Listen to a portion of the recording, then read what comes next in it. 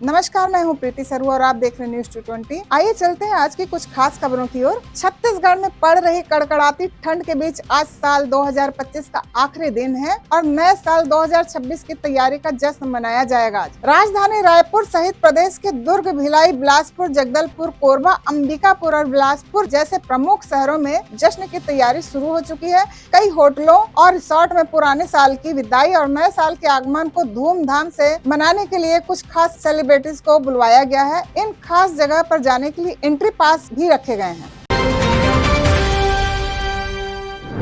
बस्तर के कांग्रेसी विधायक लखेश्वर बघेल की पत्नी सुमित्रा बघेल ने आत्मघाती कदम उठाते हुए खुद को गंभीर रूप से घायल कर लिया है। उन्हें उपचार के लिए जगदलपुर के अस्पताल में भर्ती कराया गया है। पारिवारिक सूत्रों से मिली जानकारी के अनुसार सुमित्रा बघेल अपनी माता के निधन के बाद से डिप्रेशन में चल रही थी। इसी दौरान उन्होंने चाकू से अपने गले और हाथ में कई बार वार कर लिए। घटना की जानकारी मिलते ही परिजनों ने उन्हें अस्पताल में भर्ती कर दिया है। पुलिस ने मामले की हर एंगल से जांच करनी शुरू कर दी है। आइए देखते हैं कुछ झलकियां।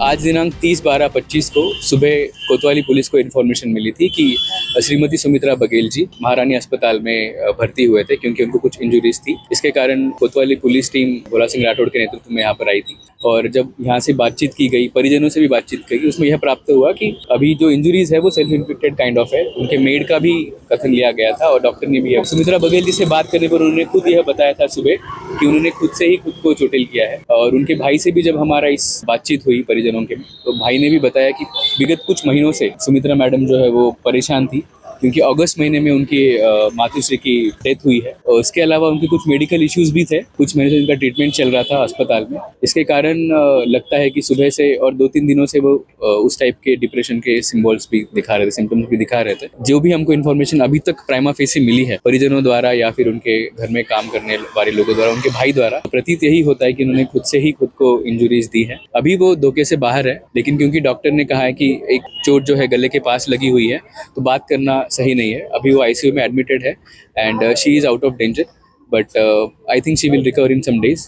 बाकी prima facie the injuries of self inflicted वाला नेचर, तो खुद से खुद को ही उन्होंने चोट किया है। आई थिंक एक मेंटल ट्रॉमा है माँ के गुजरने का और खुद के ट्रीटमेंट को लेकर उसको प्राइमा फेसी यही इन्फॉर्मेशन। देश के सबसे साफ और सुंदर शहर का अवार्ड पा चुके इंदौर में दूषित पानी पीने की वजह से हुए डायरिया से अब तक कुल 9 लोगों की मौत हो चुकी है।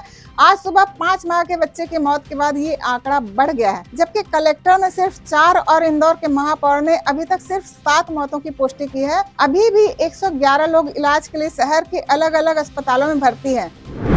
देखिए, ये एक भागीरथपुरा एक बस्ती है जी, वहाँ के ही ज़्यादा पेशेंट हैं। कल से महापौर जी, कमिश्नर साहब हमारे और प्रशासन पूरा लगा हुआ था। दिल्ली से मुझे जानकारी प्राप्त हुई तो मैं तत्काल जो फ्लाइट मिली उसी से आया हूँ। हमने निर्देश दिए कि किसी भी पेशेंट से पैसे नहीं लिए जाए जो प्राइवेट भर्ती है। जिन्हें जमा कर दिए हैं उनको वापस भी हम कर देंगे।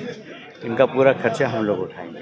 सबसे बड़ी बात यह है कि हो क्यों रहा है, इसके लिए पानी के सैंपल लिए हैं और हम लोगों से आग्रह करेंगे कि अभी भागीरथपुर के लोग पानी बॉईल करके क्लोरीन की गोली भी बंटवा दी है। खबर है कि भागीरथपुरा क्षेत्र में शौचालय के नीचे से जाने वाली पाइपलाइन में लीकेज था, जिसकी वजह से सीवरेज का गंदा पानी पाइपलाइन में जा रहा था। राज्य सरकार ने मृतकों के परिजनों को 2-2 लाख रुपए मुआवजा देने का ऐलान किया है। आइए देखते हैं कुछ झलकियां। 2 दिन से उल्टी, दस्त और बुखार हो रहा है। ये पानी की वजह से ही हो रहा है। डॉक्टर ने भी बोला कि पानी खराब आ रहा है, इस वजह से हो रहा है। गंदा पानी कितने दिनों का आपके यहाँ पे हुआ?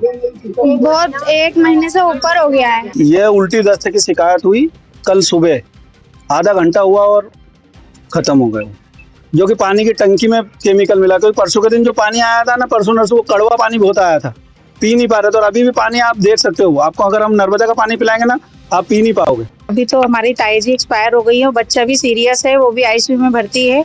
और हमारी सरकार से सबसे यही गुजारिश है कि पानी का निराकरण, पानी की वजह से डॉक्टर बता रहे हैं हमारी ताई जी भी चली गई और बच्चा भी बहुत सीरियस है।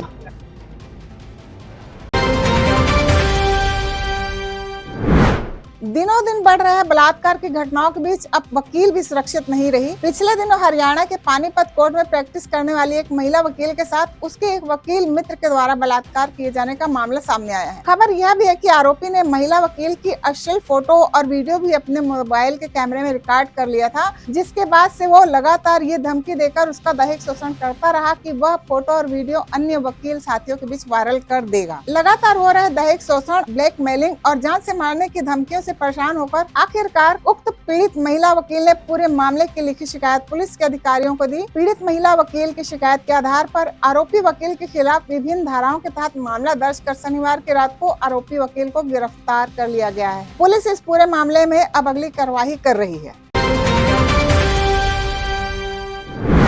बांग्लादेश में चल रही हिंसक घटनाएं अब रुकने का नाम नहीं ले रही है। सोमवार की शाम एक और हिंदू युवक ब्रजेंद्र विश्वास की हत्या कर दी गई। हालांकि आरोपी नोमान मियां को पुलिस ने गिरफ्तार कर लिया है। मृतक और आरोपी दोनों एक कपड़ा फैक्ट्री में सुरक्षा गार्ड की नौकरी कर रहे थे। बीते 12 दिनों में बांग्लादेश में 3 हिंदुओं की हत्या हो चुकी है। गौरतलब है कि इसके पहले 18 दिसंबर को दीपू चंद्र दास नाम के एक युवक की एक भीड़ ने पहले उसके साथ मारपीट की, फिर उसे लटकाकर जिंदा जला दिया। दीपू चंद्र दास पर यह आरोप लगाया गया था कि उसने सोशल मीडिया में कोई धार्मिक और आपत्तिजनक पोस्ट की थी, जबकि जांच एजेंसी को ऐसी कोई पोस्ट देखने को नहीं मिली। उसके बाद 24 दिसंबर को जबरन वसूली का आरोप लगाते हुए अमृत मंडल नाम के एक युवक को भी भीड़ ने घेर लिया और उसकी निर्ममता से पिटाई कर दी, जिससे उसकी मौत हो गई थी।